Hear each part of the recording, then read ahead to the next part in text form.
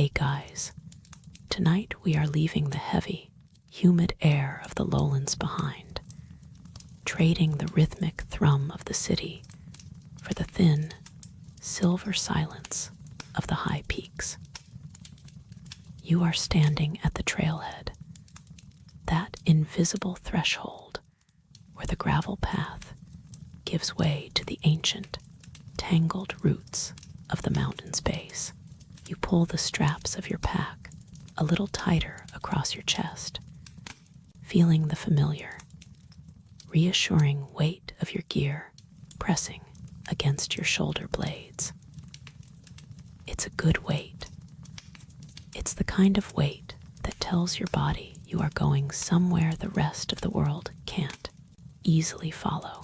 The car you left behind is already becoming a distant thought, a small, metallic toy parked in a world of schedules and glowing screens.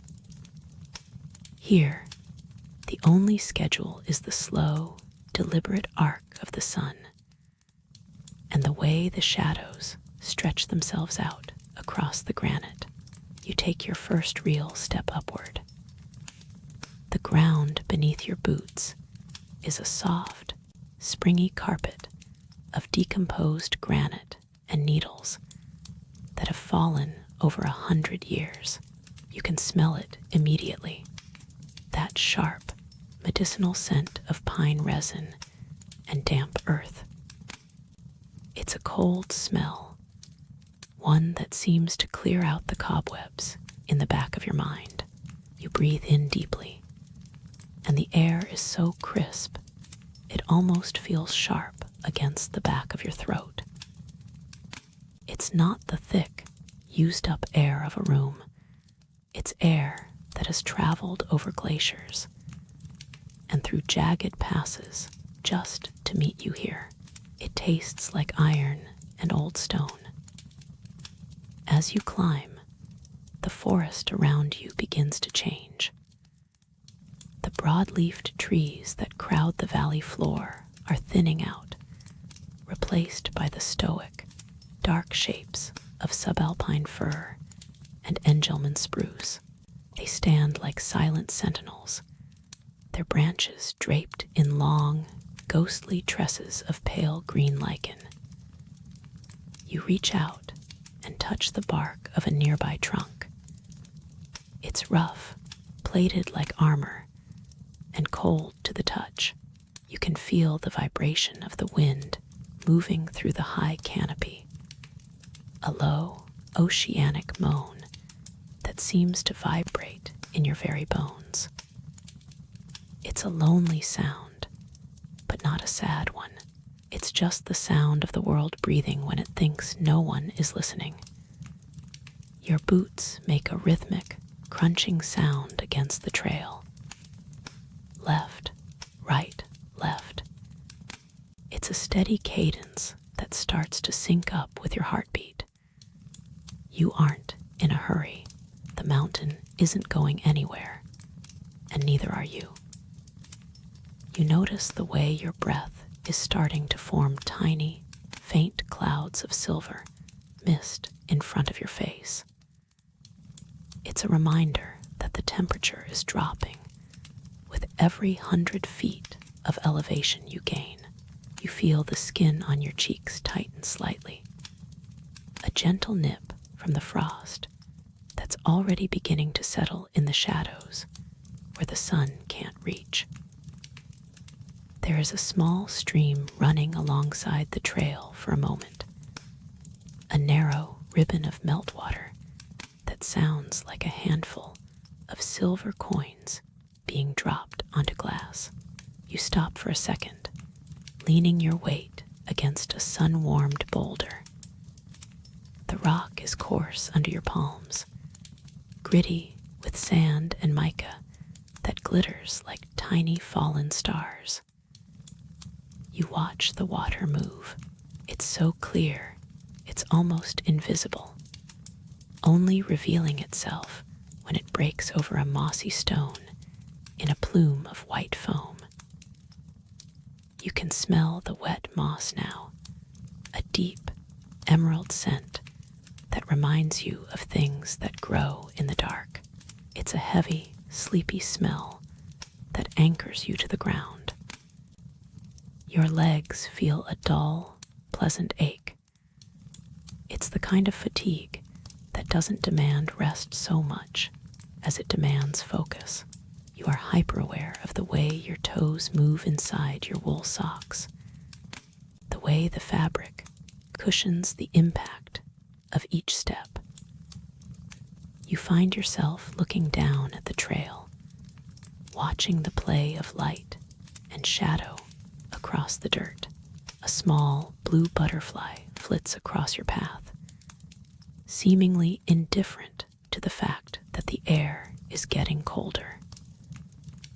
It's a tiny, fragile thing in a landscape of massive, indifferent stone.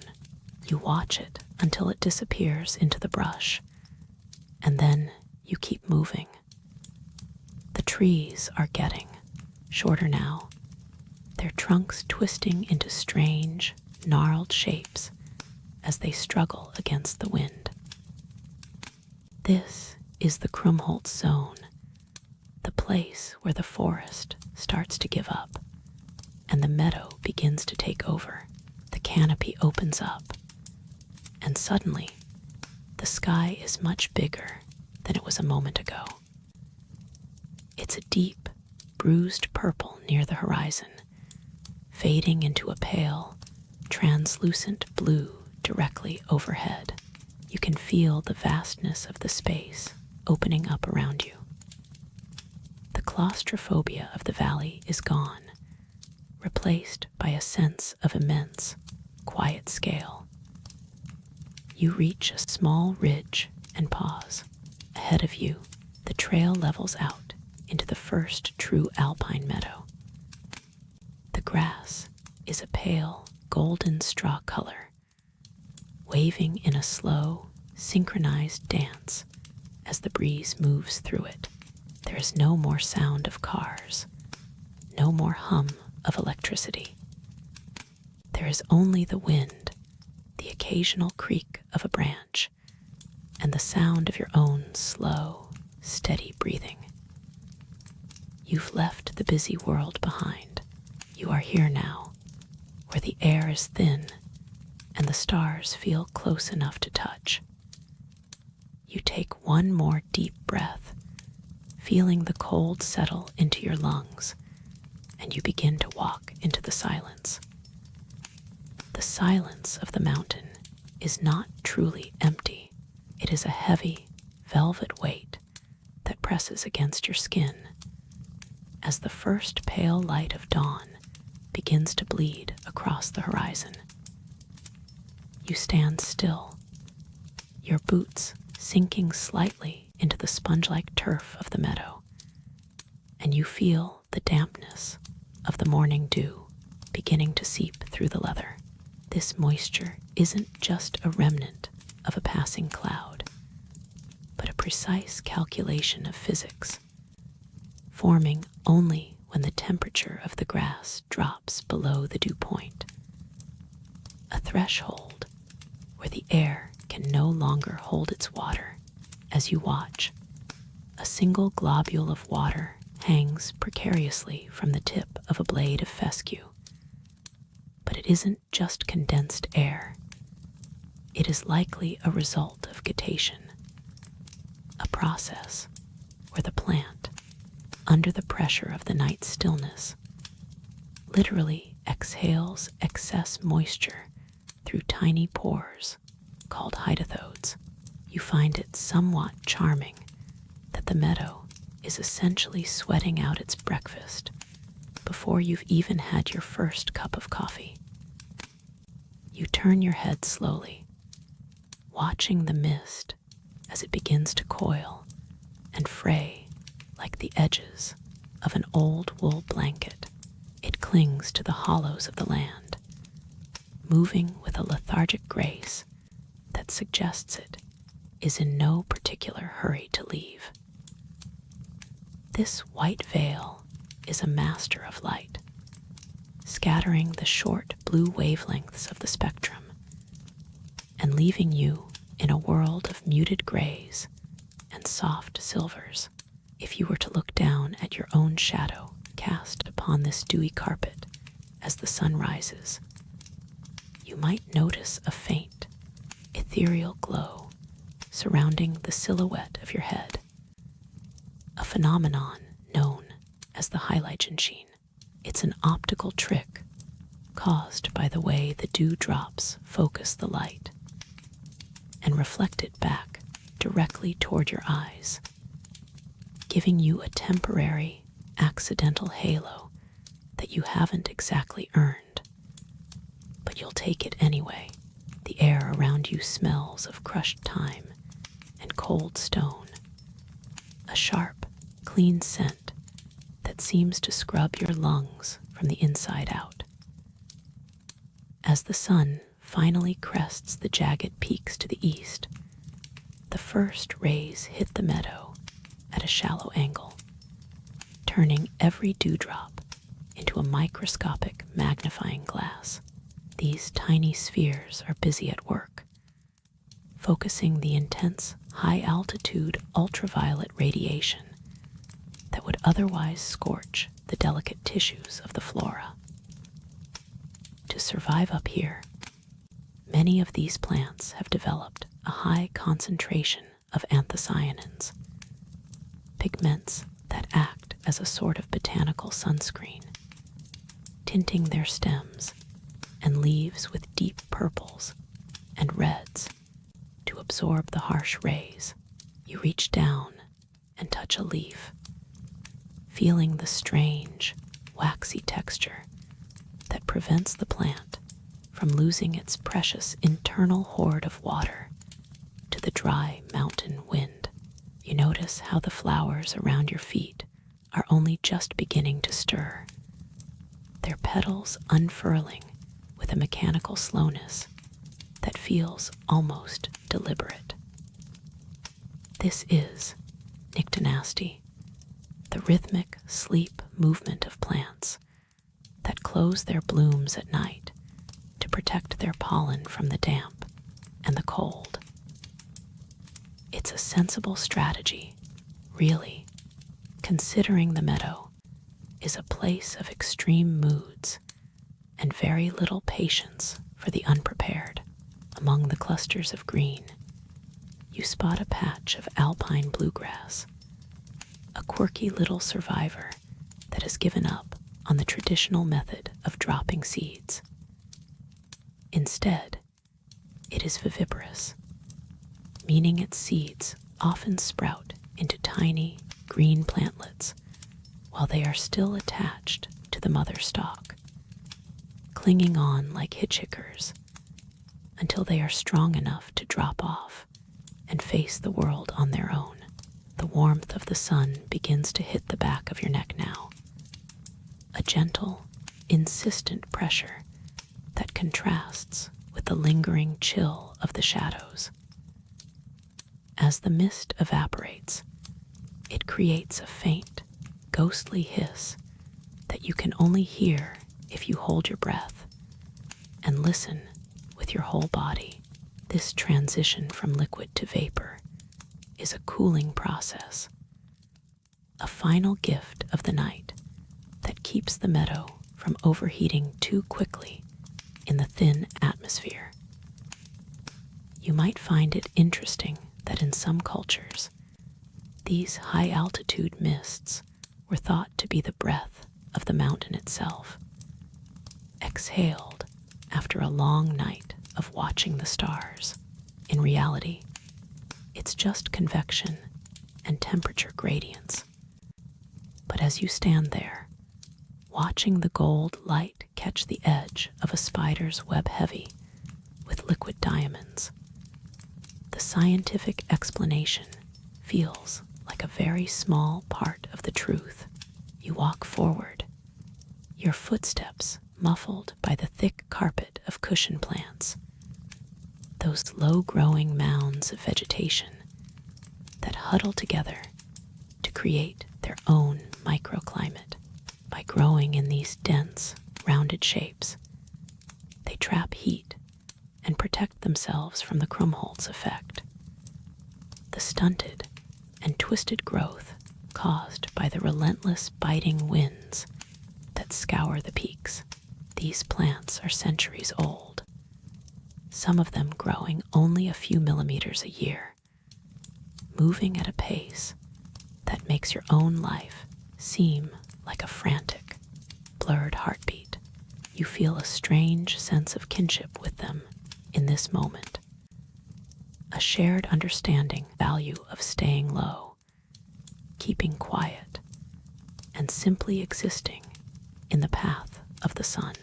The light is fully golden now, the alpenglow having faded from the peaks to leave a brilliant sapphire sky in its wake. The dew is vanishing, pulled back into the air to wait for the next cooling, and the meadow is wide awake. Though it remains perfectly still, you take a slow, deep breath, feeling the warmth of the sun on your face and the coolness of the earth beneath your feet. You are a guest in this secret, slow-motion world, a temporary witness to a morning ritual that has repeated itself for millennia. You exhale, watching the last of your own breath vanish into the clear, bright morning, and you continue your walk, moving deeper into the heart of the high country, where the only clock is the movement of the light. The transition from the rocky path to the meadow is subtle, marked only by the softening of the ground beneath your boots. You move from the crunch of gravel to the muffled, rhythmic thud of damp earth and moss. The air here is different. It has lost the sharp, metallic tang of the high peaks and replaced it with something heavy, sweet, and ancient. You stop for a moment, letting the silence settle around you like a heavy wool blanket. The meadow is an explosion of quiet color, a tapestry woven by a gardener who clearly had no interest in restraint. It is a biological masterpiece that exists for only a few frantic weeks each year, yet it carries itself with the unhurried grace of something that has all the time in the world. You notice that the grass here doesn't just grow, it flows, swaying in a synchronized wave that suggests the entire hillside is breathing in one slow, collective lungful of thin mountain air. It's a bit dramatic, really, how nature insists on being this beautiful in a place where almost no one is around to congratulate it. You lean down, your knees sinking into a cushion of turf that feels surprisingly like an expensive mattress, and your eyes find the first of the blue gentians. They are a shade of indigo so deep it feels as though the sky fell and shattered into small, trumpet-shaped shards. You reach out and touch the petal of a spring gentian, finding it cool and waxy, almost like fine porcelain.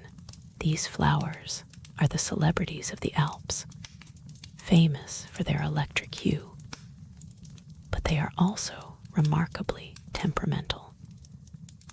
You might find it amusing to know that these blossoms are used to flavor some of the world's most famous digestive bitters, a bitter irony for something that looks so sweet. They are also quite picky about their schedule. Many species will only open their petals when the sun reaches a specific intensity, slamming shut the moment a cloud dares to pass over, as if they simply cannot be bothered to perform in suboptimal lighting. As you crawl a bit further, your hand brushes against something that feels entirely out of place in this harsh environment. It is the Edelweiss, the noble white of the high country. You expect it to feel like a flower, but as your thumb strokes the star-shaped bloom, you realize it feels more like felt, or perhaps the soft, warm ear of a very small, very stoic rabbit. This woolly texture is actually a sophisticated defense mechanism. The tiny, dense hairs create a microclimate that traps moisture and reflects the brutal ultraviolet radiation of the high altitude, while humans associate this flower with romantic bravery and kitschy musicals. The plant itself is a rugged survivalist, often growing in the most precarious limestone crevices where the soil is little more than a suggestion. It smells faintly of dry hay and dusty honey, a scent that lingers on your skin, reminding you that even the most delicate-looking things in this world are often built from the toughest materials. The wind shifts, and a sea of alpine asters begins to nod in your direction. They look like common daisies that have dressed up in shades of lavender and deep purple for a formal event. You watch them track the sun, a slow-motion dance known as heliotropism that ensures their yellow centers remain warm enough to attract the few pollinators brave enough to fly at this altitude. It's a practical bit of engineering, really. By keeping their reproductive organs warm, they speed up the development of their seeds. You notice a bumblebee, a creature that looks far too heavy and fuzzy to be aerodynamic, landing on an aster nearby. It doesn't just sit, it vibrates. A low-frequency hum you can feel in the ground through your palms. These bees are masters of thermogenesis, literally shivering their flight muscles to stay warm in the mountain chill, a quirk of biology that allows them to work, while the rest of the insect world is still frozen in place. You inhale deeply, and the scent of the meadow hits you in layers. There is the top note of the flowers, of course, but beneath that is the smell of the soil, a rich, dark perfume of decomposed minerals and ancient roots. The soil here is thin, often only a few inches deep, yet it supports a network of life that is staggeringly complex. Beneath your resting body, a massive web of mycorrhizal fungi is busy trading nutrients for sugars, connecting the gentians to the asters in a subterranean social network that makes our own look primitive. It is a quiet, busy world, and you are currently its most stationary inhabitant. You find yourself smiling at the thought that the very ground you are lying on is essentially a giant, slow-motion brain, processing the seasons and the sunlight with a patience you can barely fathom. The colors around you seem to hum with an intensity that shouldn't be possible. This isn't your imagination. At this altitude, the plants produce extra pigments called anthocyanins, which act as a biological sunscreen to protect their DNA from the sun's glare. This results in reds, purples, and blues that are more vivid than anything you'd find in a valley garden. It's nature's way of showing off while wearing a high SPF lotion. You watch a stray petal from a mountain avens break free and drift across your field of vision.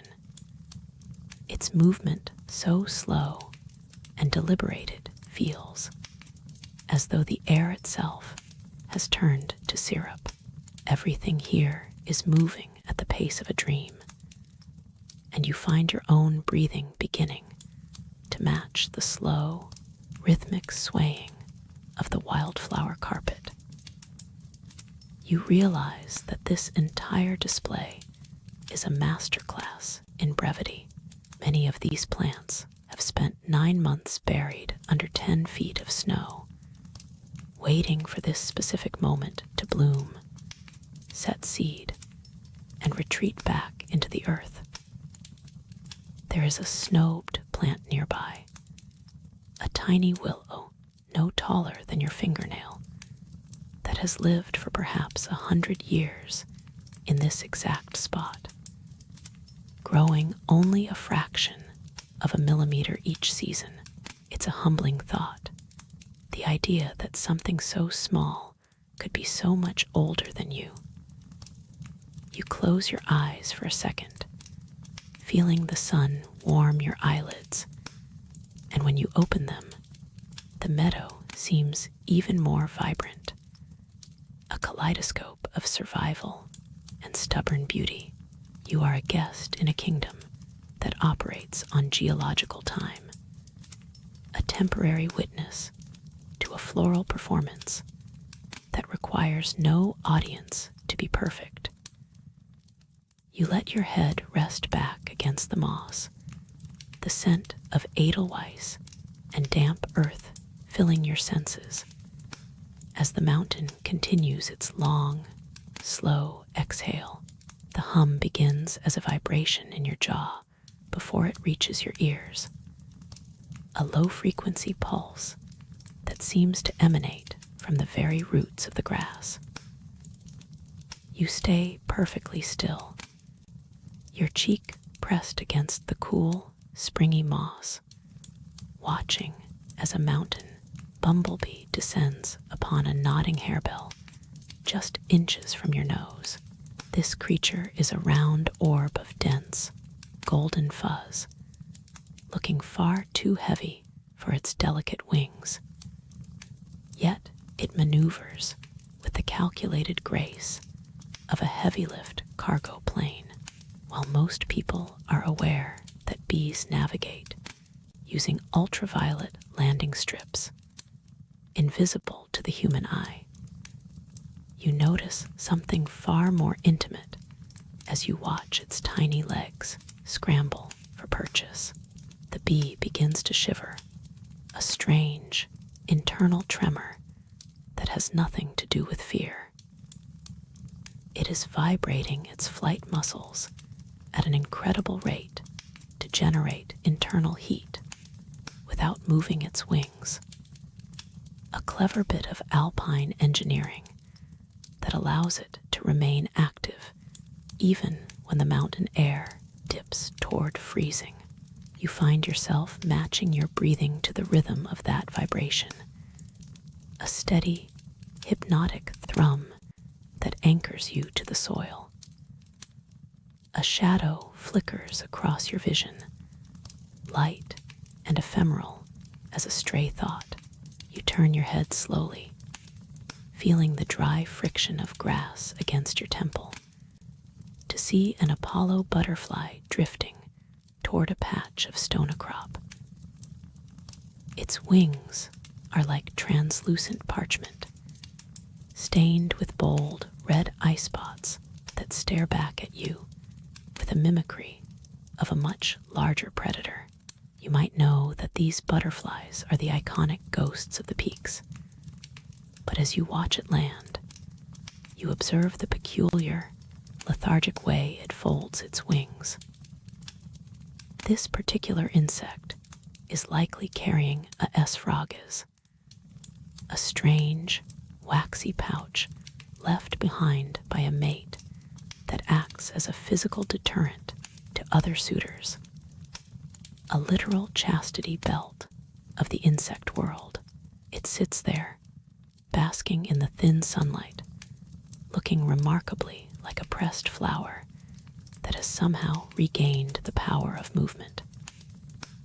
The sight is a gentle reminder that in the high country, even beauty is a form of armor, and you feel a sleepy sort of respect for a creature that looks like it's made of tissue paper, but survives on the breath of glaciers.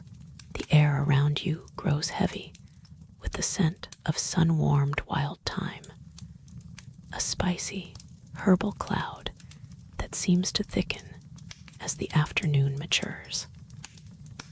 A painted lady butterfly, its wings a mosaic of orange and soot, alights on a nearby rock to taste the minerals in a bead of dew.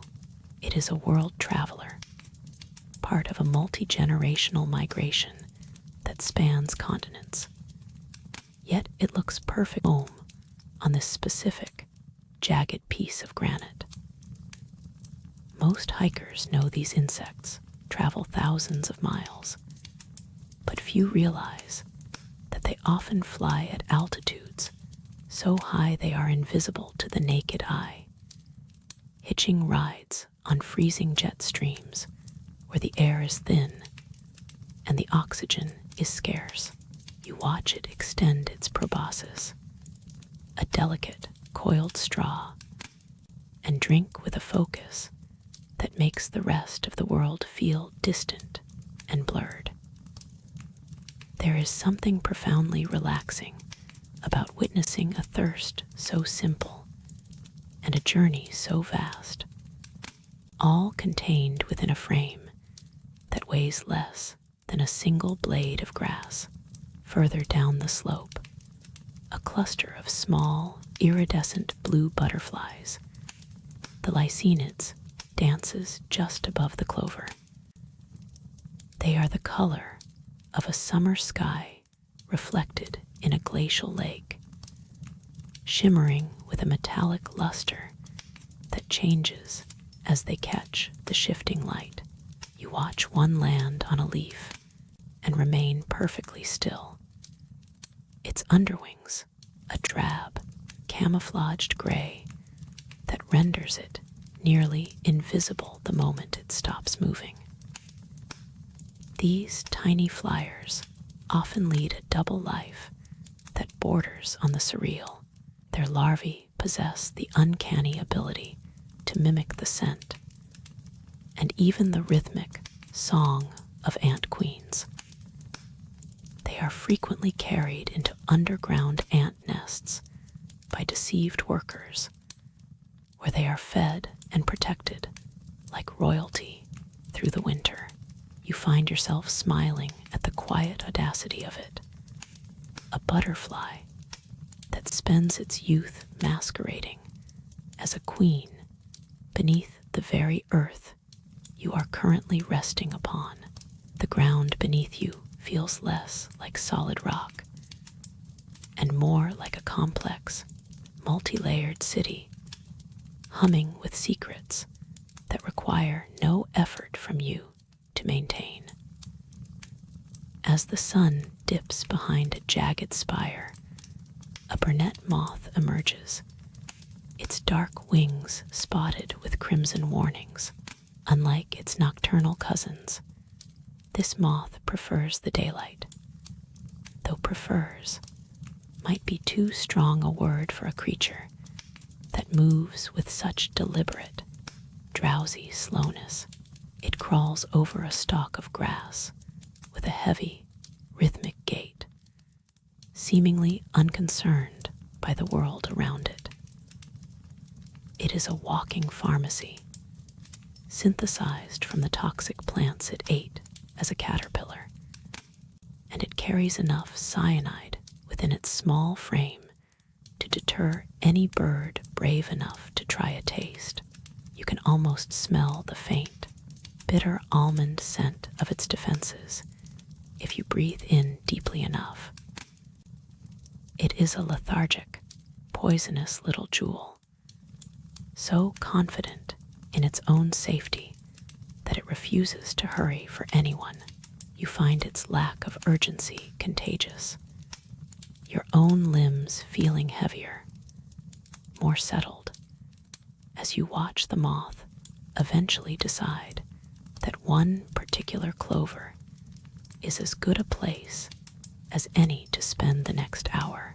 The meadow is a symphony of these small, purposeful movements, a slow-motion riot of pollination that keeps the entire mountain alive.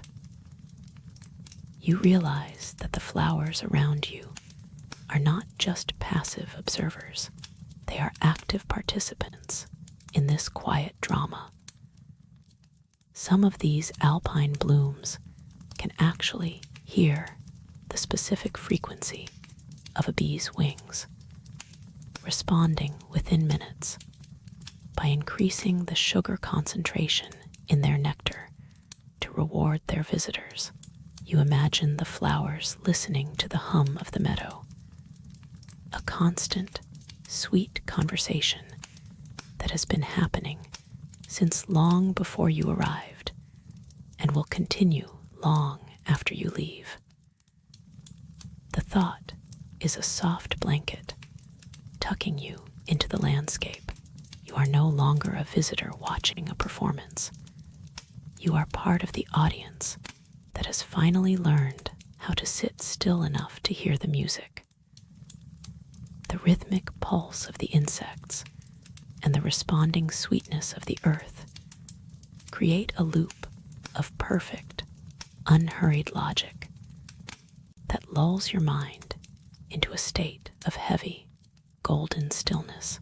You find your feet moving with a heavy, rhythmic intent, guided by a sound that has been playing in the distance like a low-frequency hum. As you leave the golden, motionless tall grass, the air begins to shift, losing its honeyed warmth and taking on a crisp, metallic edge that tastes of ozone and ancient ice. You reach the edge of a glacial brook, a meandering ribbon of liquid glass that seems to have no beginning and no end. The water here is a peculiar, opaque turquoise, a color so vivid it looks almost artificial, as if someone had spilled a bottle of powdered gemstones into the current. This is the result of rock flour, a fine silt created by the immense weight of the glacier grinding the mountain's bones into a dust so light it remains suspended in the water forever. While you watch the swirling patterns, you might recall that these specific high-altitude stream ecosystems are known to ecologists as cryohabitats, harsh environments where the water temperature rarely rises above a few degrees, making them a very exclusive club for only the most stoic of microorganisms. You crouch down at the water's edge, feeling the dampness of the earth seep into the knees of your trousers. The stones here are a marvel of patience, each one polished to a satin finish by centuries of unceasing friction. You reach out and pick up a pebble, its surface so smooth it feels like a piece of wet soap in your palm. It's a quiet reminder that even the hardest granite eventually yields to the persistent, soft touch of water. As you watch the stream, you notice how the smaller pebbles at the bottom don't just sit still. They perform a slow, rhythmic dance known as saltation, where the force of the current lifts them just enough to hop and skip along the bed in a series of tiny, underwater leaps. It is a slow-motion migration of mineral, a journey of 1,000 years that happens entirely out of sight, beneath the frothing surface. You dip your fingers into the water, and the cold is so sudden and absolute that it feels like a mild electric shock, a sharp contrast to the drowsy heat of the meadow you just left. It is bracing, yet somehow grounding, pulling your focus entirely to the sensation of the current pulling at your skin. You might find it amusing to think that this water is at its most dense and heavy right now, specifically at 398 degrees Celsius, a quirk of physics that ensures the bottom of deep alpine lake stays liquid even when the surface is a sheet of ice. The water flows over your knuckles with a persistent, gentle pressure, a reminder that the brook is always in a hurry to get nowhere in particular. It smells of wet slate and something primordial, a scent that hasn't changed since the last ice age, stripped of all the complex perfumes of the forest and reduced to its most basic mineral essence. A small, slate-gray bird lands on a moss-covered rock just a few feet away, seemingly indifferent to your presence. It's a dipper, and it begins to bob its body up and down with a rhythmic, mechanical precision that looks like a nervous tick, but is actually a way for it to gauge the depth of the water. You watch, half expecting it to fly away, but instead, it simply walks into the freezing current and disappears beneath the surface. It is one of the few creatures that can literally walk along the stream bed, using its wings as rudders to stay submerged while it hunts for larvae. It's a slightly ridiculous sight, a bird acting like a submarine, but it possesses a level of confidence that you can't help but admire. It reminds you that the meadow is full of these quiet, strange specialists, each one perfectly content in its own bizarre niche. The sound of the brook is beginning to work on your mind, a complex layering of frequencies that scientists often compare to white noise, though that feels like a bit of an insult to the complexity of the water. If you listen closely, you can hear the different pitches created by the bubble oscillation theory, where the size of the air bubbles trapped under the ripples determines the tone of the splash. The larger bubbles create a deep, resonant glug, while the tiny ones produce a high-pitched, silvery tinkling. Together, they create a chaotic but strangely harmonious symphony that effectively masks the sound of your own racing thoughts. It's a natural acoustic blanket, wrapping itself around your consciousness and smoothing out the jagged edges of your day. You look down at the way the stones are arranged on the bank, noticing how they overlap like the shingles on a roof.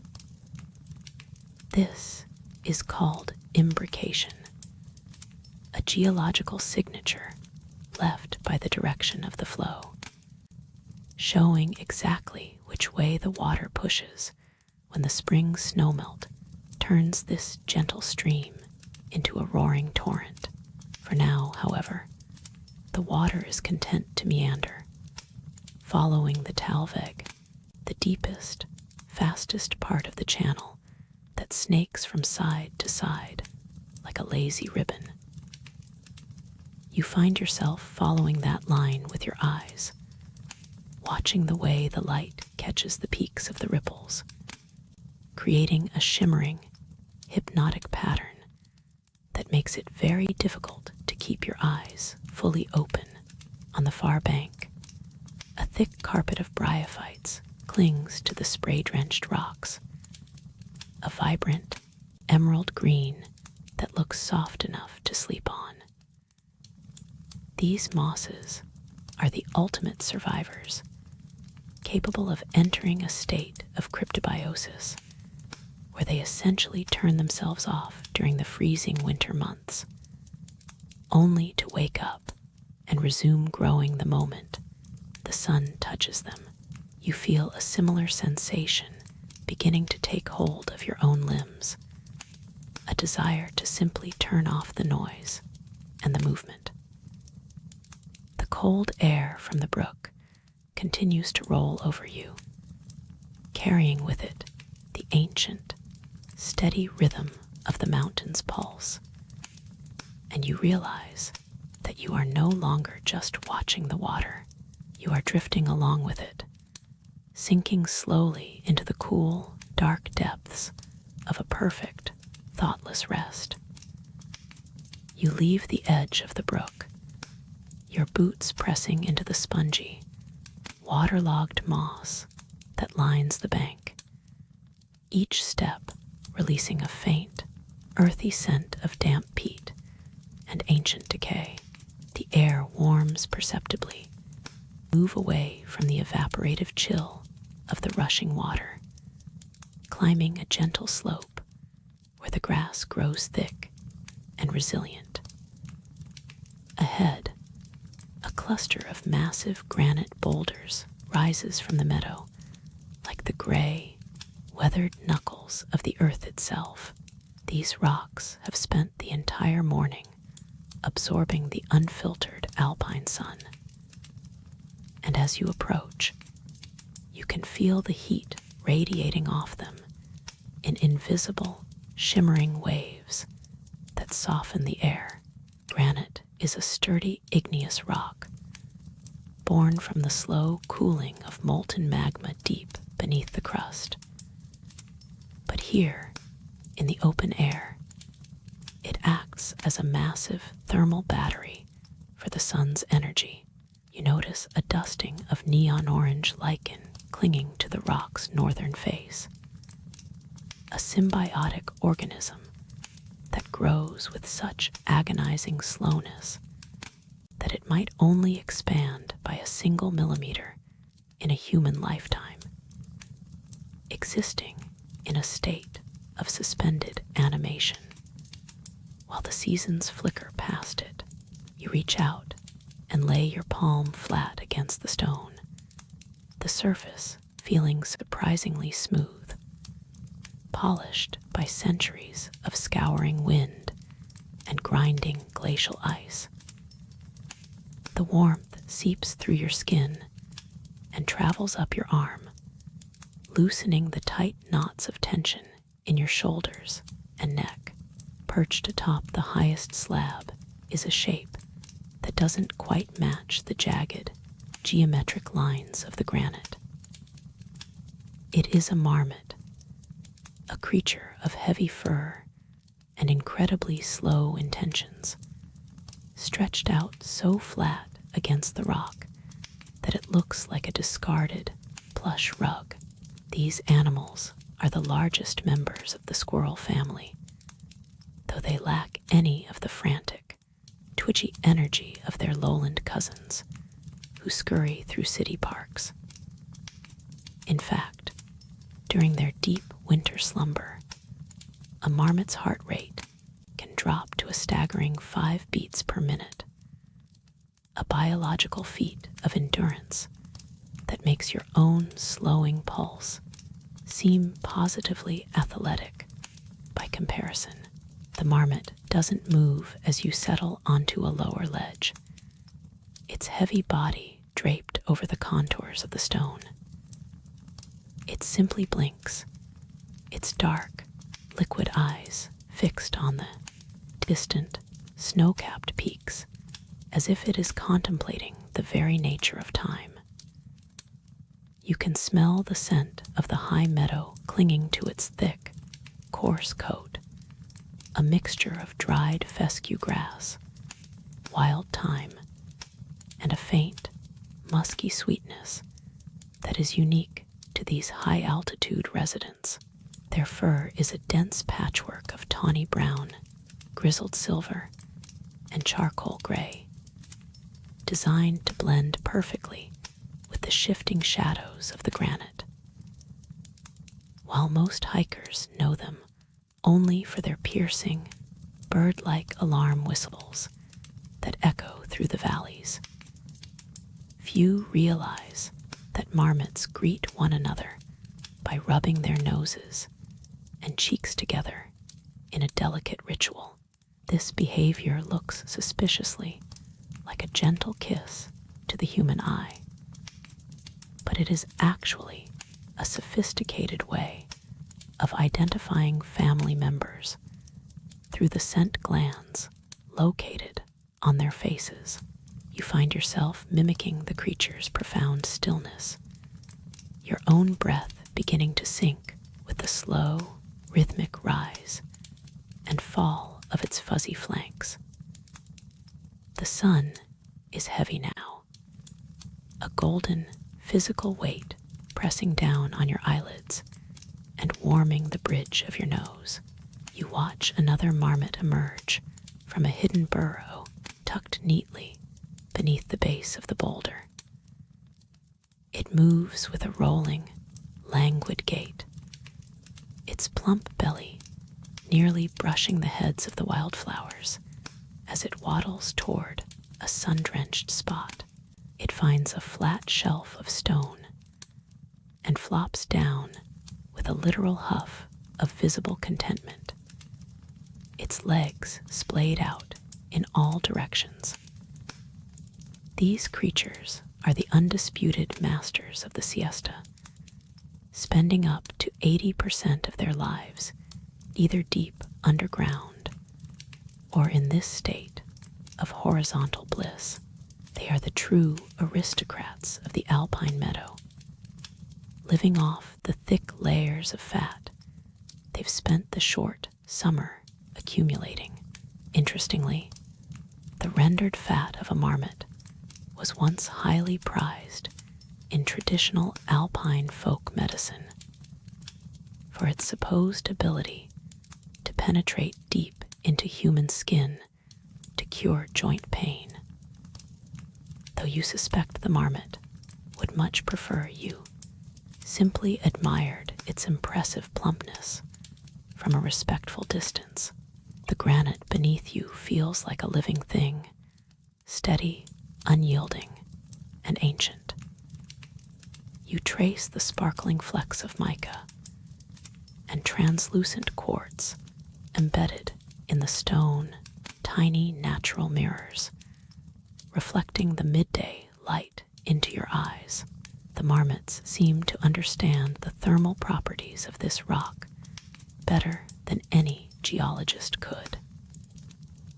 They use these boulders as sophisticated heat sinks, regulating their internal body temperature after a morning spent foraging in the cool.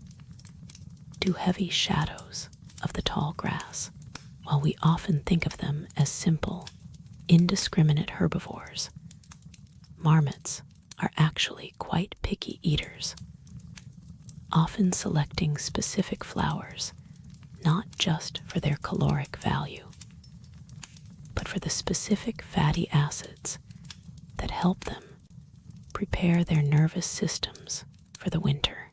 They are essentially the pharmacists of the field, choosing the right flora to ensure their blood chemistry remains stable during the long, dark months of frozen isolation.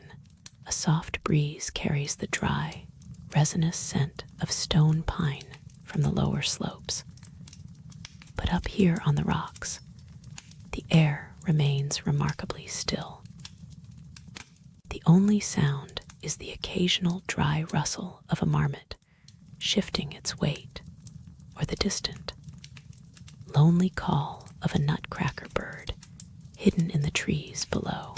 You notice the way the marmot's ears are small and rounded, tucked tight against its skull to prevent heat loss and to stay out of the way while tunneling. They are remarkably social animals, living in complex family groups that can span 3 or 4 generations within a single burrow system. You might find it amusing to know that young marmots engage in extended sessions of play fighting that look remarkably like human wrestling, complete with tumbles, headlocks, and grapples, all performed with a level of quiet seriousness that only a creature with no job and no schedule can possibly maintain. Your eyes are growing heavier now, the warmth of the granite having transformed into a deep, internal glow that radiates through your limbs and settles in your chest.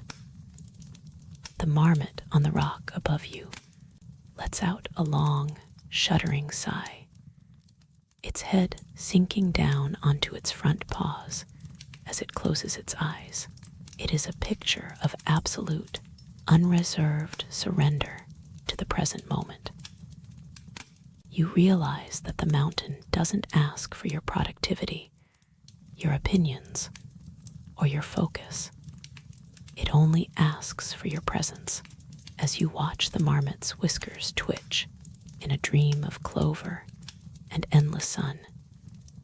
You feel your own thoughts beginning to drift and dissolve, turning into soft, gray clouds that float aimlessly across the inner horizon of your mind. The stone is your bed, the sun is your blanket, and for now, there is nothing left to do but exist in this quiet, golden stasis, drifting toward the edge of a long and heavy sleep. You rise from your sun-warmed stone with the unhurried grace of a tectonic plate, your limbs feeling heavy and pleasantly numb, as if they've been dipped in warm honey and left to set. Your boots find purchase on the loose shale of the ridge, a sound like grinding teeth that echoes softly in the vast, open space. You are standing on a gentle spine of the world now, where the alpine tundra begins its final, stubborn stand against the sky. It is here that the tree line finally gives up, a biological boundary where the soil becomes too thin and the winters too long for anything with a trunk to survive. You might notice the few trees that remain are huddled low to the ground, twisted into grotesque, beautiful shapes by the relentless wind.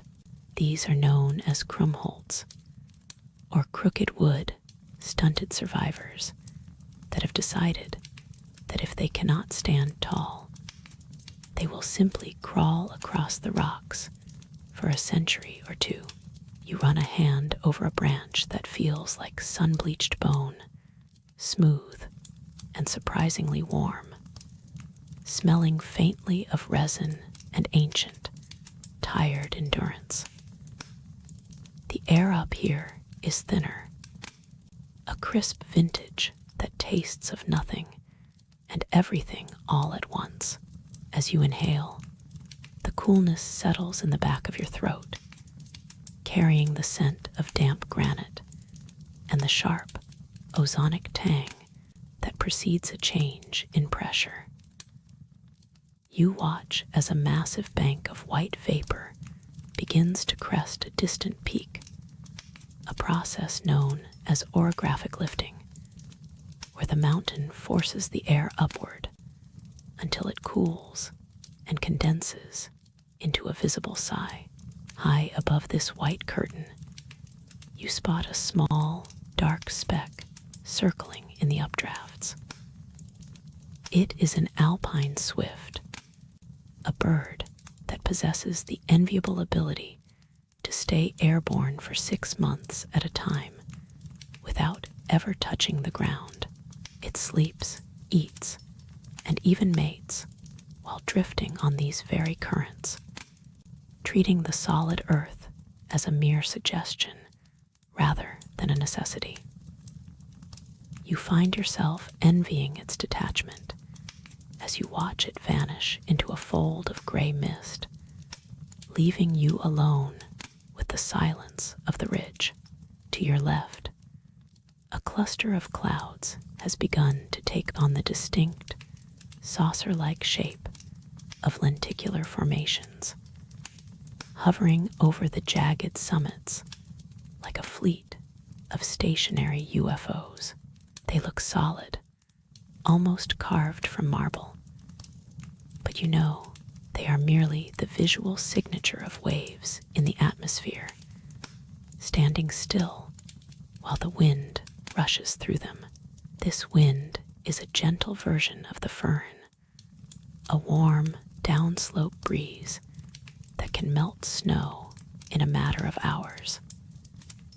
In some parts of the Alps, people blame this specific wind for a malaise they call fern sickness, claiming it brings on headaches and a strange, restless irritability. You, however, feel only a profound sense of stillness. The wind brushes against your cheeks like a silk scarf, carrying away the last of your frantic thoughts and replacing them with the slow, rhythmic pulse of the mountain itself. You look down at your feet, where a patch of vibrant green moss campion is tucked into a crevice, its tiny pink flowers huddled together for warmth. Interspersed among the rocks is the mountain, a symbiotic marriage of fungi and algae that grows so. Slowly, it measures its progress in centuries. It creates intricate, neon yellow charts across the stones, looking like the borders of forgotten empires. You might be interested to know that some species of lichen, like the bright yellow wolf lichen you see clinging to a nearby rock, were once used by ancient cultures to poison arrows and predators alike. Thanks to their toxic vulpinic acid, it is a reminder that even in this soft, quiet world, there is a hidden edge, a quiet strength that doesn't need to shout to be felt. You touch the lichen, finding it dry and crusty, like old parchment, smelling of dust and dried rain. Farther down the slope, you notice a patch of snow that hasn't quite surrendered to the summer sun. It isn't the brilliant white you'd expect, but a soft, dusty pink, looking as though someone has spilled a bottle of rose-colored ink across the drift. This is watermelon snow, a phenomenon caused by a hardy species of green algae that produces a red pigment to protect itself from the intense, high-altitude UV rays. If you were to lean down and sniff it, you might catch a faint, ghostly scent of berries, a strange olfactory hallucination in a world of rock and ice. The mountains are full of these small, quiet deceptions, little quirks of biology that thrive in the places where everything else fails. You stand there, your shadow stretching long and thin across the pink-tinged snow, feeling your own heartbeat slow down to match the pace of the drifting clouds. The horizon is wider here than you ever thought possible, the curve of the earth becoming a tangible reality rather than a mathematical concept. As the sun begins its long, slow descent, a band of soft pink and deep violet appears on the opposite horizon, just above the darkening shadow of the Earth. This is the belt of Venus, a twilight phenomenon that occurs when the setting sun's light is backscattered by the atmosphere. It is a transitionary space, a bridge between the garish light of day and the heavy velvet of night. You feel yourself suspended in that bridge, neither here nor there, just a quiet observer on a high ridge. The distant peaks are turning a deep, bruised purple, their sharp edges softening in the hazy light, looking less like obstacles and more like the folded blankets of a giant who is finally settling down for a long, undisturbed rest. Below you, tucked into the blue shadows of a glacial cirque, you can see the dark, circular eyes of cryoconite holes. These are small puddles on the surface of the ice, formed when dark dust and soot settle on the glacier and absorb the sun's heat, melting their way downward. Each one is its own tiny, isolated universe, home to microscopic tardigrades and rotifers that live out their entire lives in a few inches of meltwater. You realize that the scale of this place is deceptive. It is both impossibly vast and intricately small, a collection of infinite lives, all breathing in unison. Your own breath is slow now, a deep and rhythmic expansion of your chest that feels like the rising and falling of the mist in the valleys below. The ridge is no longer a place you are standing on, but a part of the weight that is pulling you toward the earth, toward the softness of the shadows, and toward the inevitable, heavy pull of a sleep that has been waiting for you since the sun first touched the peaks. The ridge is behind you now, a memory of height and sharp edges, as you sink into the thick, golden mattress of the meadow.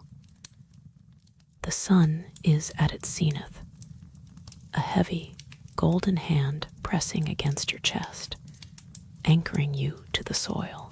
You breathe in the scent of sun-baked grass and the honeyed musk of parched wildflowers. Around you, the plants are working in a silence so profound it feels like a hum. They are busy with photosynthesis, turning the harsh glare of the high-altitude sun into life-sustaining sugars, a process that feeds the world. Yet, beneath their green skin, these alpine survivors are producing specialized, ice-binding proteins, a biological antifreeze that prevents their cells from bursting when the inevitable frost returns tonight. It is a quiet, chemical miracle occurring just inches from your ear as you lie still. Your skin feels the prickle of the ultraviolet light, which is far more intense up here, where the atmosphere is thin and fragile. You might expect the air to be empty at this height, but a bumblebee drifts past your nose, its drone a low, vibrating cello note. You watch it lazily, knowing that most bees are seen in suburban gardens, but these mountain variants are overachievers. Researchers have found that some alpine bumblebees can fly at altitudes higher than the peak of Mount Everest, though they prefer the nectar of the gentians here. The bee lands on a blue petal, its weight bowing the stem, and for a moment, the world is just the two of you, suspended in the amber of the afternoon. A few few yards away, a flat granite slab holds the heat of the day, and atop it, a marmot stretches its belly against the stone. It is the classic image of mountain lethargy, a creature dedicated to the art of the nap. You watch its chest rise and fall, a mirror to your own slow respiration. While it looks like it is merely daydreaming, the marmot is a linguistic expert of the slopes. They possess a complex vocabulary of whistles, using distinct frequencies to tell their kin whether a threat is coming from the sky or the ground. For now, though, the air is safe, and the marmot's only task is to soak up the infrared radiation, becoming a battery for the cold hours ahead. You turn your head slightly, feeling the dry stalks of fescue tickle your neck. The light is changing, becoming richer and more liquid as the afternoon matures. You notice the way your own shadow stretches across the clover, a long, distorted version of yourself. If you were to look at the dew, still trapped in the deepest shade of a nearby rock, you might see the hyalogen sheen, a literal holy light or halo that appears around the shadow of one's head when the sun is low, caused by the way light reflects off the crystalline structure of the plants. It is a lonely phenomenon, visible only to the person casting the shadow, a private crown of light granted by the meadow to those who stay long enough to earn it. The flowers around you are not static. They are slow motion dancers. You focus on a wild mountain avens, its white petals acting like a parabolic mirror. Most people know that flowers need the sun to grow, but these specific blooms are heliotropic, turning their faces to track the sun's path across the sky with mathematical precision. By doing this, they keep the center of the flower up to 10 degrees warmer than the surrounding air, creating a tiny, heated sanctuary for visiting insects. You imagine yourself shrinking, curling up inside that warm, white bowl, protected from the breeze by walls of soft petal and the scent of ancient pollen. The air is getting thinner, or perhaps your lungs are simply becoming more efficient at doing less. You feel the slight lightheadedness that comes with the elevation, a gentle floating sensation that makes the ground feel less like rock and more like a cloud. High above, a pair of alpine choughs circle in the updrafts, their yellow beaks bright against the deep indigo of the sky. These birds are the true aristocrats of the heights, known to nest at elevations of over 20,000 feet, higher than almost any other bird on the planet.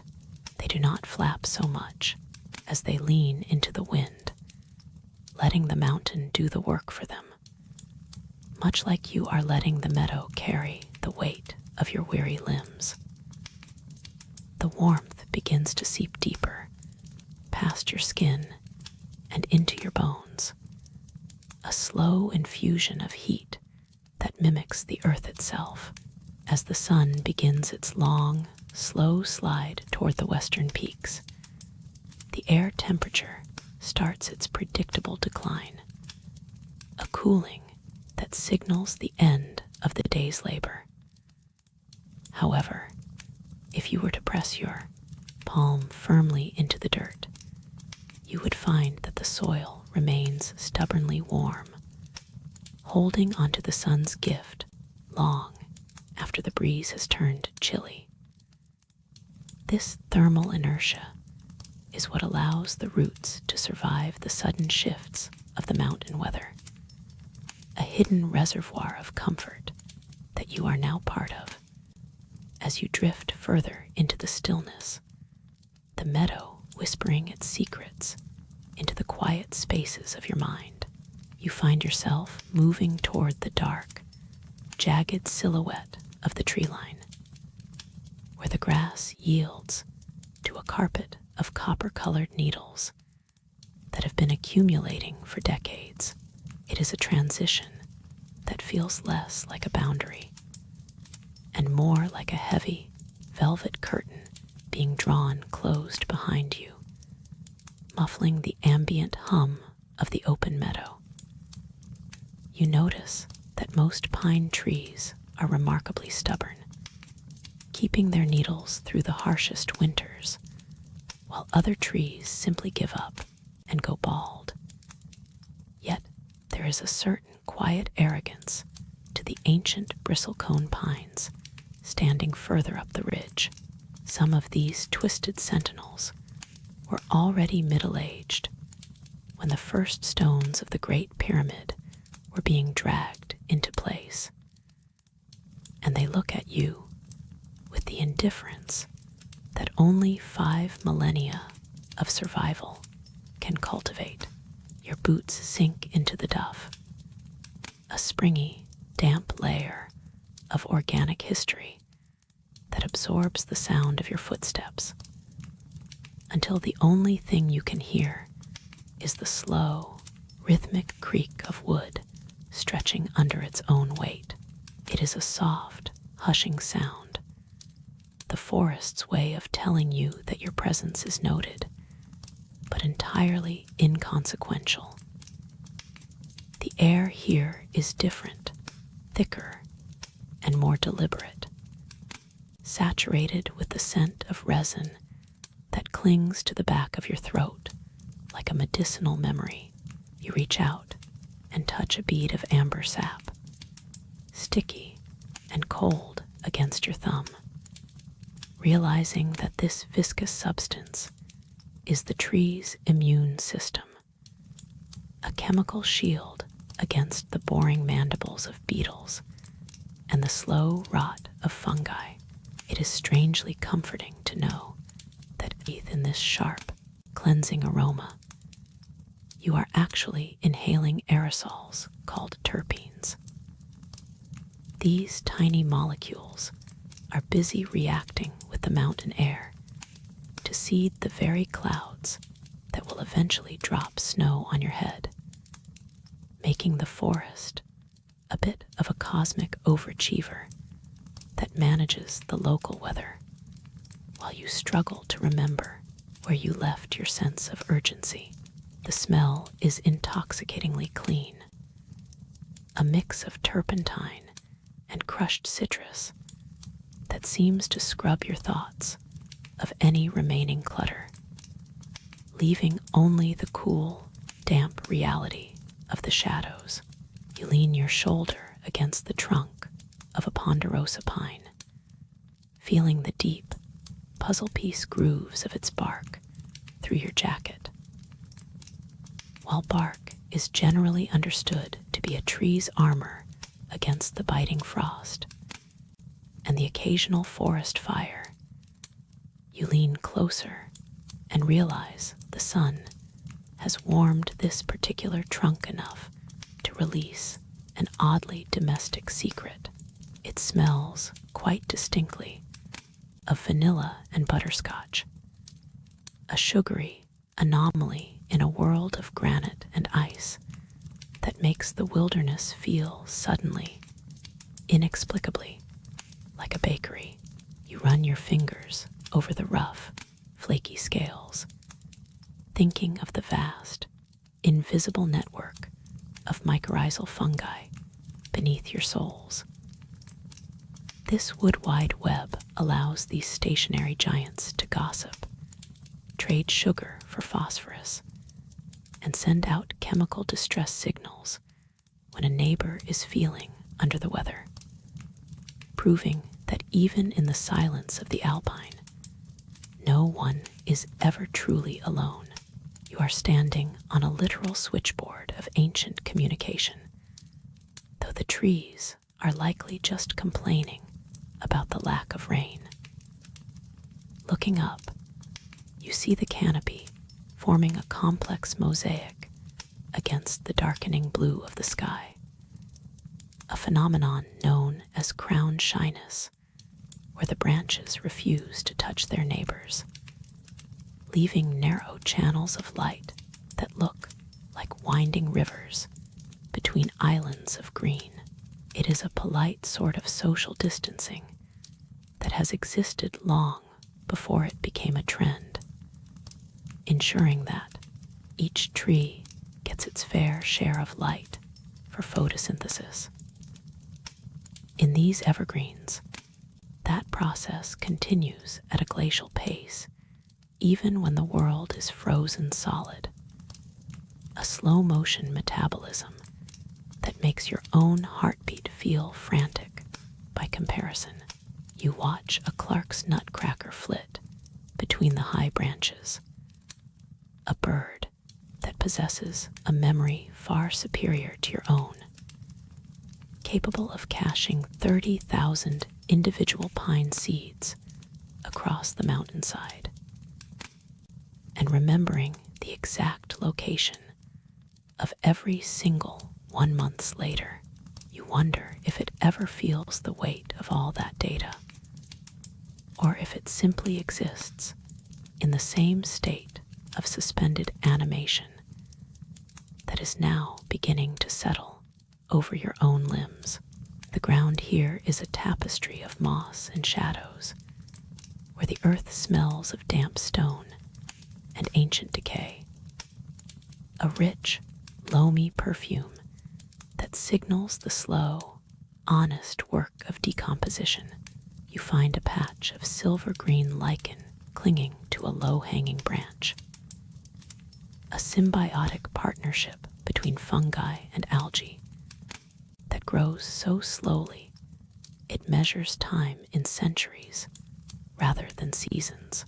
It is a reminder that in this part of the meadow, there is no need to hurry, as even the air you breathe is being filtered through needles that have seen more winters than you have seen birthdays. You let your eyes grow heavy, the scent of resin and vanilla swirling together in a way that feels heavy and warm, like a blanket made of scent and silence. You are drifting now, the tree line acting as a soft barrier between the world you know and the deep, green quiet of the forest's heart, where the wind cannot find you, and the roots hold the earth in a steady, unmoving embrace. You emerge from that embrace, stepping out from the dense canopy, where the mossy shadows of the woods finally give way to the vast, open theater of the meadow. The sun is hanging low now, a heavy, bruised peach of an orb that seems to have grown weary of its own brilliance. This is the hour of Rayleigh scattering, that atmospheric quirk where the shorter, more energetic blue wavelengths of light are scattered away by the thickening air, leaving only the long, lazy reds and oranges to wash over the landscape. You see the granite peaks above you catch this light, turning a shade of copper that looks almost molten.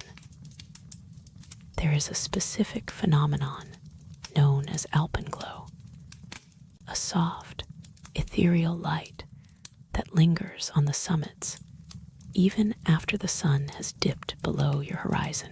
It is a trick of backscattering, the atmosphere acting as a mirror to remind the peaks that the day isn't quite done with them yet. You feel the warmth of this dying light on your skin, a final, fleeting caress before the mountain air remembers its duty to be cold. Your shadow stretches out before you, a long, spindly caricature of your form that seems to be trying to reach the valley floor before you do. At this hour, shadows are at their most ambitious, elongating across the swaying grasses like dark, silent fingers. It is a time when one might encounter a Brocken specter if the conditions were right. A giant, haloed shadow cast upon a bank of mist, making a solitary hiker look like a mountain deity. It's a bit dramatic, really. The way the setting sun insists on making everything look monumental and significant right before it disappears entirely. You run your hand through the tall alpine fescue, the blades feeling dry and slightly abrasive against your palms. A texture that reminds you the world is still solid and tangible, even as the light begins to soften and blur into something more abstract and distant. The sky is transitioning into a palette of bruised lavender and apricot, a color scheme that shouldn't work, but somehow manages to be perfectly composed. You inhale deeply, catching the scent of damp earth and wild thyme, a fragrance that sharpens as the humidity begins to rise with the falling temperature. While most people wait for the obvious drama of the sunset, the real observers look for the elusive green flash, a tiny emerald spark that occurs for a fraction of a second, just as the sun's upper rim vanishes, a result of the atmosphere acting like a prism. It is a blink-and-you-miss-it moment of cosmic theater, a reward for the patient, or perhaps just the lucky. You find yourself not particularly caring if you see it. The heavy, golden light is enough, settling over your shoulders like a mantle of warm honey that slows your heart rate to a steady, rhythmic thrum. Around you, the meadow is entering its crepuscular shift, that strange middle ground where the day shift hands over the keys to the night shift. You hear the sharp, piercing whistle of a marmot, a sound that carries for miles through the thin, quiet air.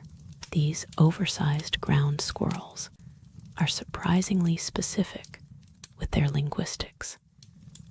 They have distinct whistles for ground predators versus aerial ones, though at this hour, it's likely just a grumpy reminder to their neighbors that the day's foraging is officially over. You watch a hawk circle one last time, its underfeathers catching the orange glow like a spark of fire. It's a classic mountain scene, almost a cliché, but the way the cooling air begins to raise the hair on your arms makes it feel uncomfortably real.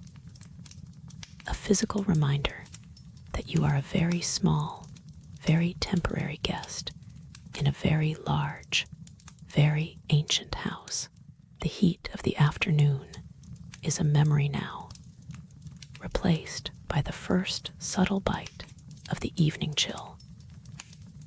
You notice a pinkish-brown band rising in the eastern sky, directly opposite the setting sun. This is the belt of Venus, the shadow of the Earth itself being projected back onto the atmosphere. A cosmic, you are here sign that most people are too busy to notice. It is a soft, dusty rose color, the kind of hue you'd find in an old, forgotten watercolor set left in a sunlit window. You pull your collar up, the fabric scratching slightly against your neck, and realize that the air now smells less like hot grass and more like cold stone. The mountains are exhaling, letting out the warmth they've stored in their granite bones all day. A slow, rhythmic sigh that you find yourself mimicking. Your own breath becoming a quiet part of the mountain's evening prayer. The flowers of the meadow are beginning their own nightly rituals, many of them performing monastic movements where they fold their petals inward to protect their delicate reproductive organs from the evening dew.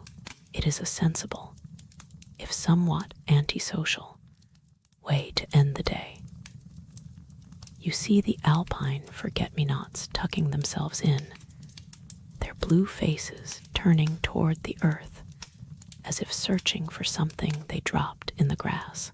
Meanwhile, the evening primrose is just starting to wake up, releasing a scent that is heavy, sweet, and slightly dizzying.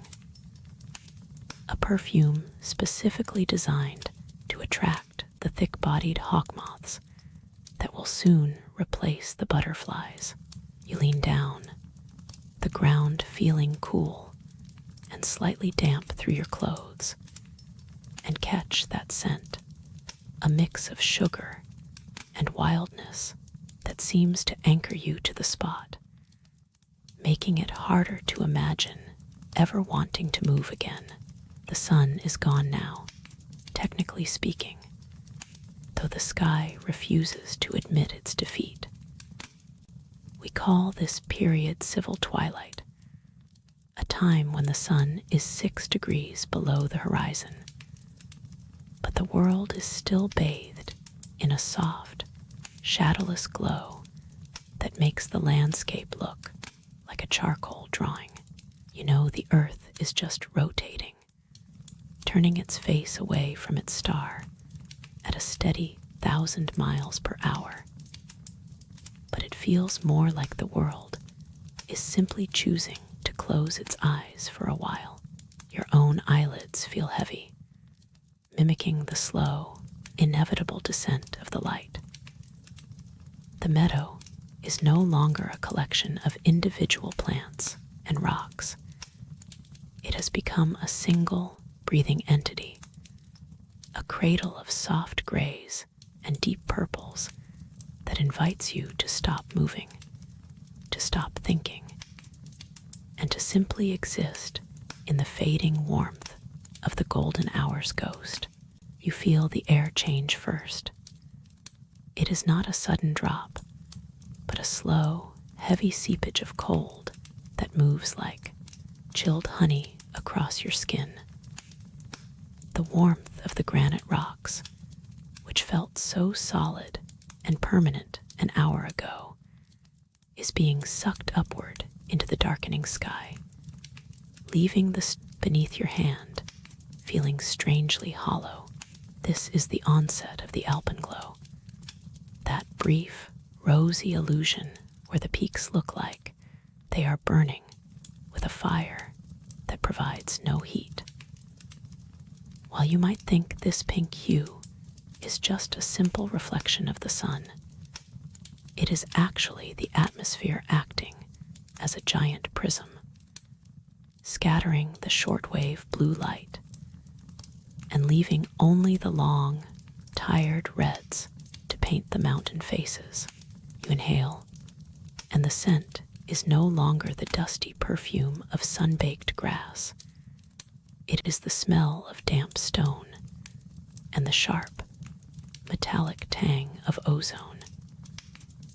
It is a bit dramatic, really, how the mountains insist on this grand theatrical exit every single evening, as if the sun won't bother coming back tomorrow without a proper, colorful goodbye. You watch the gentians near your feet. They are beginning to fold their petals inward, a process known as nyctinasty, tucking themselves in like children, pulling up a heavy wool blanket to protect their pollen from the damp. These flowers possess specialized cells that act as tiny biological thermometers, sensing the exact moment the temperature dips below a certain threshold to trigger the closing mechanism. You reach out and touch a petal. It feels like cold silk, slightly waxy and resilient. It is a quiet, busy sort of stillness. You might think the meadow is going to sleep, but it is actually just engaging in its nightly maintenance routine, a series of microscopic clicks and sighs that you can almost hear if you let your breathing slow down to match the pace of the darkening grass. A lone bumblebee, caught out a little too late by the fading light, crawls clumsily into the bell of a campanula. It is a common sight, these fuzzy hitchhikers seeking shelter. But this bee isn't just resting to survive the frost that often visits these heights. It will spend the next few hours shivering its flight muscles with such intensity that it creates a localized heat bubble, keeping its internal temperature far above the ambient air. You find the dedication a bit exhausting to contemplate as you lie there. You, however, have no need to shiver. You simply sink deeper into the heather, feeling the springy resistance of the stems beneath you.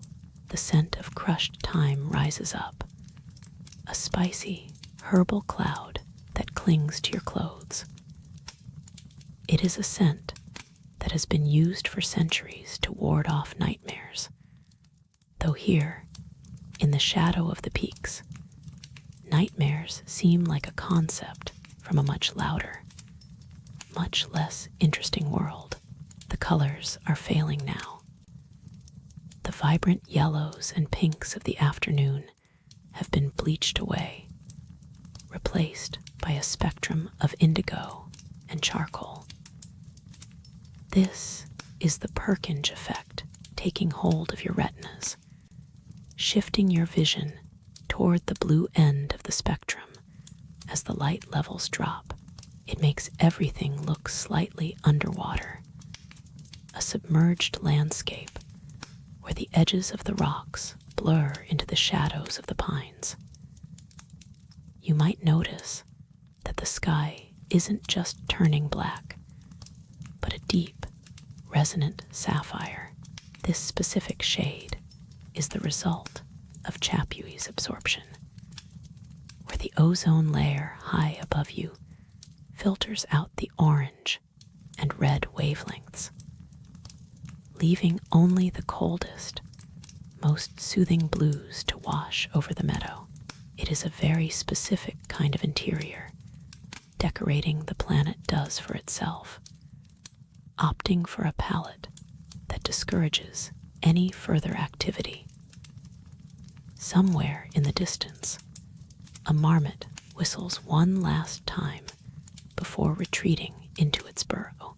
These burrows can be incredibly deep, sometimes reaching 10 feet underground to escape the fluctuating surface temperatures of the alpine night. Inside, the marmot's heart rate will drop from over 100 beats per minute to just 5, a feat of biological deceleration that makes your own slow pulse seem positively frantic. You imagine the weight of the earth above it, a thick, silent quilt of soil and roots that muffles the wind. The ground beneath you feels just as solid, just as certain. The scent of dry pine needles is stronger here, a sharp, resinous smell that clears your head while simultaneously making your eyelids feel heavy, as if the forest is gently insisting that you stop trying to see and start trying to feel. You feel a sudden, cool draft move past your cheek. This is the katabatic wind, the mountain's nightly exhale, as the heavy, cold air from the peaks begins to slide down into the valleys.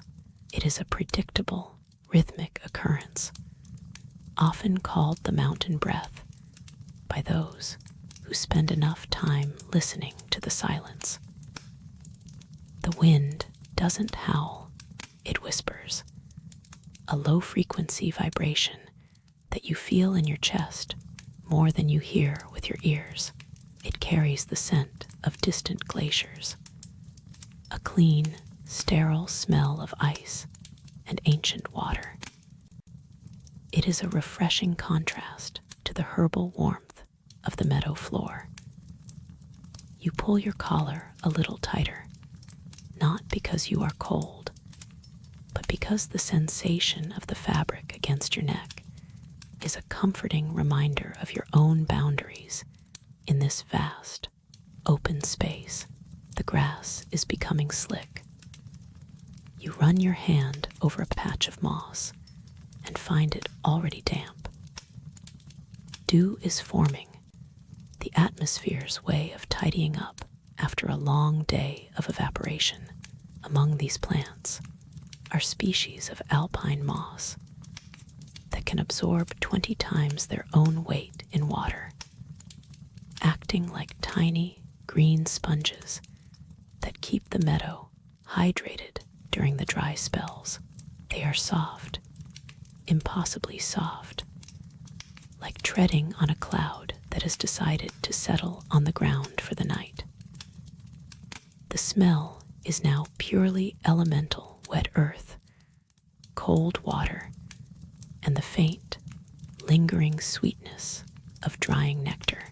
It is the smell of a world that is satisfied with its work, a world that has no more questions to ask of the day. You close your eyes for a moment, and the transition feels complete. The darkness isn't an absence of light, but a presence of its own, a heavy velvet curtain that has been drawn shut. Your brain is already responding to the lack of visual stimuli, beginning the slow release of melatonin that signals the end of the narrative. Even the silence here isn't empty. It is a thick, textured thing, composed of the low-frequency hum of the Earth's crust and the distant, muffled sound of a stream that never stops moving, even when everyone else does. You are no longer an observer of the meadow. You are a part of its cooling, its settling, its slow descent into the indigo depths of the night. The mountains don't care if you stay awake, which is exactly why it feels so easy to finally, quietly, let go. You lie back on the flattening stalks of alpine bluegrass, feeling the slight, rhythmic prickle of the dry vegetation through the weave of your wool sweater. The ground beneath you is no longer a solid, unyielding thing. It has become a cradle, cooling rapidly as the earth breathes out the last of the day's warmth into the thin mountain air. You smell the sharp, metallic scent of cold stone mingled with the faint, sugary ghost of dried wildflowers that have spent all day baking in the sun. Above you, the sky has finished its transition from indigo to a black, so deep it feels heavy, like a velvet curtain draped just inches above your eyelashes. You realize, with a slow, sleepy sort of wonder, that the light hitting your retinas right now has been traveling through a vacuum for years, decades, even centuries, just to reach this specific patch of meadow at this specific moment. It is a very long way to travel for an audience of one, but the stars don't seem to mind your lack of a ticket. While most people believe stars twinkle because they are pulsing with energy, you know it is actually just a bit of atmospheric turbulence. The Earth's air playing a shimmering game of telephone with the light. A phenomenon scientists call stellar scintillation.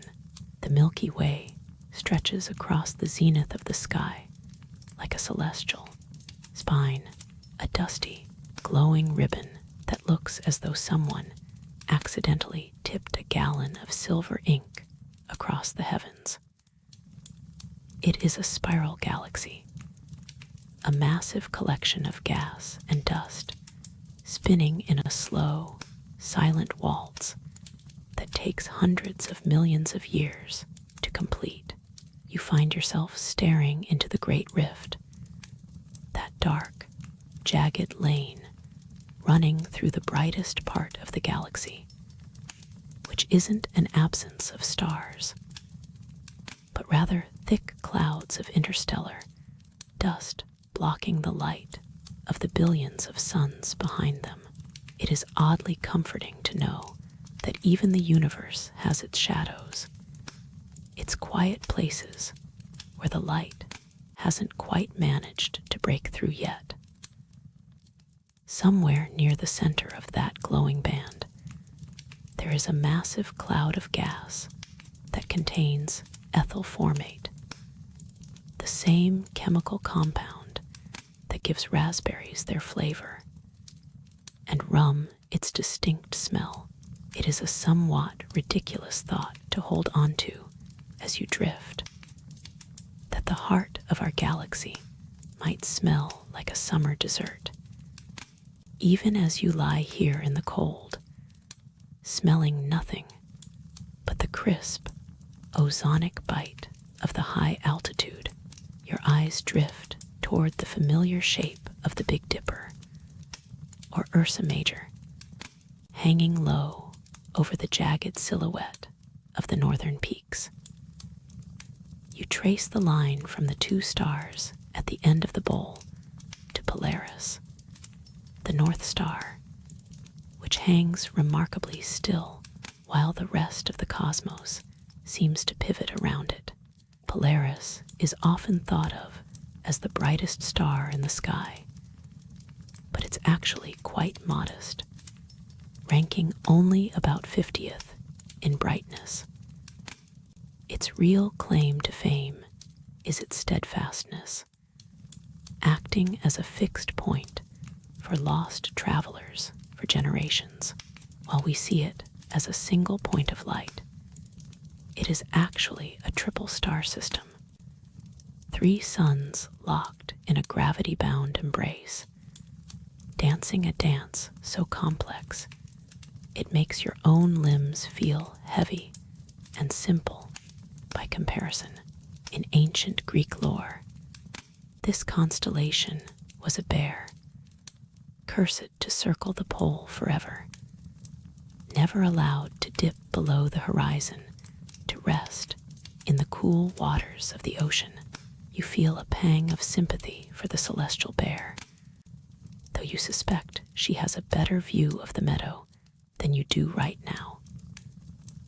Lower on the horizon, Orion begins to rise, his belt a perfect, slanted line of 3 bright gems.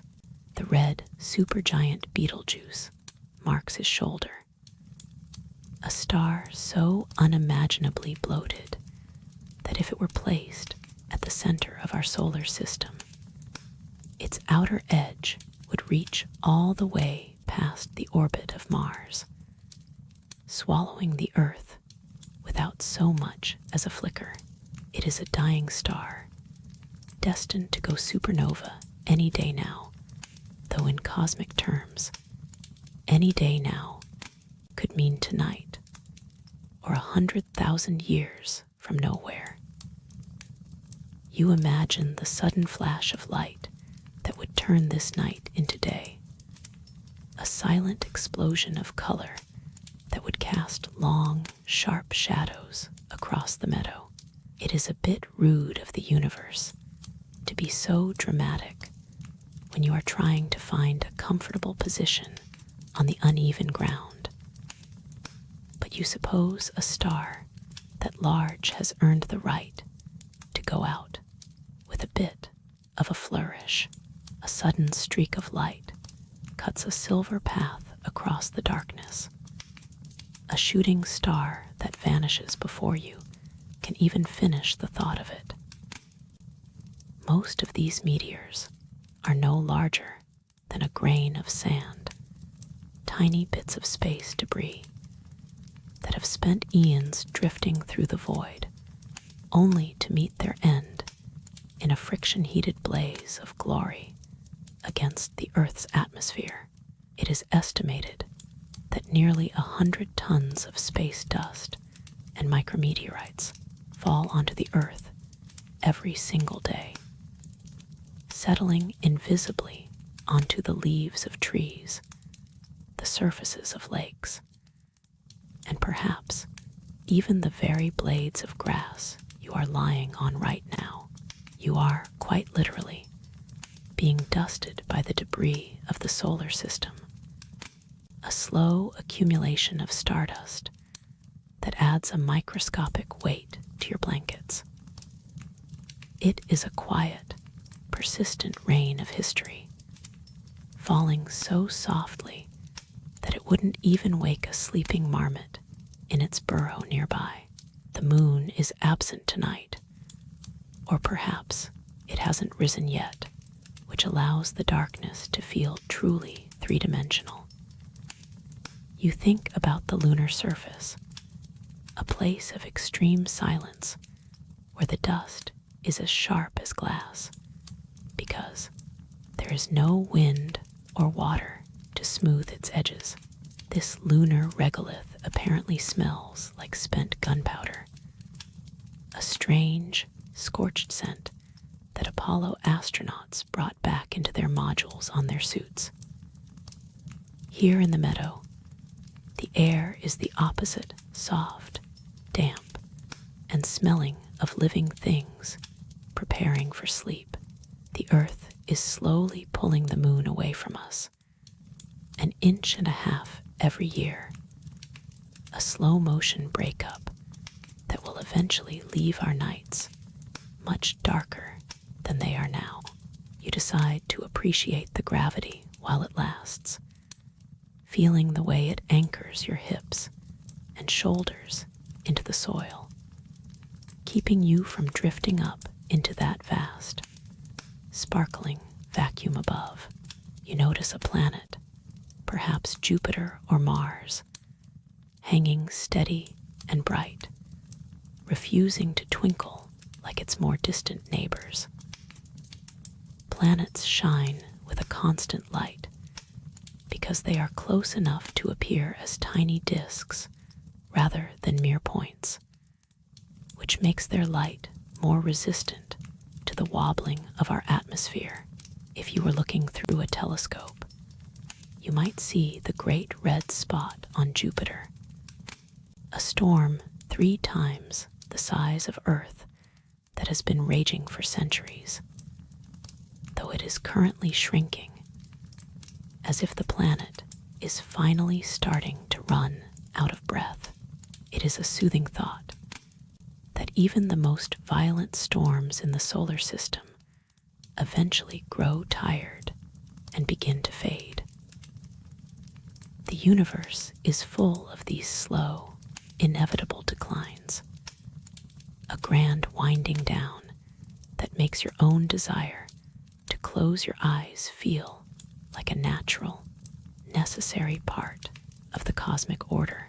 The sky is so dark here that you can almost see the airglow, a faint, ghostly luminescence caused by chemical reactions in the upper atmosphere, turning the horizon a dim, ethereal green. This is a Bortle Class 1 sky, the kind of darkness that is becoming increasingly rare in a world filled with LED streetlights and glowing screens. Out here, the only light pollution is the stars themselves, which are so bright they almost seem to cast a faint shadow of your hand against the grass. Space itself, according to those who have been there, has a distinct odor, a metallic tang that reminds people of burnt steak or hot welding fumes. You prefer the smell of the alpine night, the cold, wet earth, and the sleeping pine needles. Your eyelids are becoming as heavy as the mountains surrounding you, and the twinkling above is starting to blur into a single, soft wash of light. The stars have been watching this meadow for 4 billion years, and they will be here long after you have finished your rest, which makes it perfectly okay to stop looking back at them now. The light of the stars has finally dissolved into a soft charcoal haze, leaving you in a world where shapes no longer have edges, and the wind has forgotten how to speak. You feel the weight of your own body now, a heavy, grounding presence against the mattress of the earth, as if the mountain itself has reached up a hand to pull you closer to its granite heart. The air against your cheeks is crisp and thin, smelling of frozen minerals and the very last remnants of sun-warmed stone. But beneath the heavy wool of your blankets, you are a pocket of absolute warmth. You can feel the texture of the fabric, a coarse but comforting weave that traps the heat of your skin, creating a private summer that exists only for you. Your breath hitches slightly as you settle deeper into the nest you have made. A small, rhythmic puff of silver vapor that vanishes into the dark before you can even see it. It is a quiet realization that you are the only thing moving in this vast, high-altitude kingdom. The marmots are curled in their deep, earthen galleries, their heartbeats slowed to a sluggish, rhythmic thrum that matches the ticking of the tectonic plates far beneath them. The gentian flowers have folded their petals into tight, indigo spirals, protecting their delicate centers from the frost that is beginning to crystallize on the tips of the grass. You can almost hear the frost forming, a microscopic clicking of water turning to glass, a sound so small it is more of a feeling in your jaw than a noise in your ears. You shift your weight, feeling the way your muscles have turned to liquid, losing their grip on the day's tensions. Your shoulders, which have been carrying the weight of your own small world, finally find their place in the dirt, uncurling like the fronds of a fern in the moonlight. There is a profound indifference to the mountain that you find incredibly comforting. It does not care about the things you didn't finish today, and it has no expectations for what you will do tomorrow. To the mountain, your entire life is a single, fluttering heartbeat, a brief spark in the long, cold night, and that makes it perfectly acceptable to simply stop trying. You inhale slowly, feeling the cold air travel down your throat, a sharp and clean sensation that tastes of nothing and everything at once. It is the scent of deep time, of rocks that have never seen the sun and ice that has been frozen since the world was young. As you exhale, you let out a long, slow sigh that seems to merge with the silence of the meadow. The silence here isn't an absence of sound, but a heavy, velvet presence that presses against your ears, muffling the frantic echoes of your own thoughts until they are nothing more than static. You find yourself focusing on the tip of your nose, the only part of you that still feels the bite of the alpine night, while the rest of you sinks into a thick, syrupy darkness.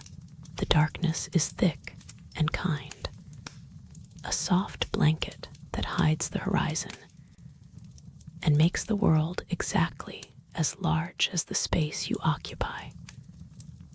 You are no longer a person with a name or a history. You are just a point of warmth in a cold landscape, a slow pulse in the middle of a vast, unmoving sea of stone. The mountain breathes under you, a slow geological heave that you can feel in the base of your spine, and you find yourself matching your rhythm to its own, in and out. The grass around you is stiffening with the cold, the blades turning into tiny, silver spears that guard your sleep, and the scent of crushed time lingers faintly in the air, a ghostly reminder of the afternoon sun. You are so heavy now that it feels as though you are sinking through the topsoil, through the layers of ancient peat and weathered limestone, descending into the quiet places where the roots of the peaks begin. The thoughts that were racing just a few moments ago are now like distant birds, flying further and further away, until they are just tiny black dots against an internal horizon. And then they are gone. There is only the weight of the blanket, the coldness of the air, and the steady, unwavering support of the earth beneath you. You are safe here, tucked into the folds of the world, where the wind cannot find you, and the light cannot wake you. The stars are still there, somewhere behind the veil of your closing eyes, but they are no longer your concern. Your concern is the softness of the dark, the rhythm of your lungs, and the beautiful, heavy surrender of your limbs. The mountain is holding its breath for you, keeping the world still so that you can finally let go of the last thread of consciousness. Everything is finished. Everything is quiet. The meadow is asleep. The stones are asleep. And now you are joining them in the deep, restorative silence of the peaks. You are drifting now, floating on a dark river that smells of pine and old snow, moving slowly toward the center of the night. Sweet dreams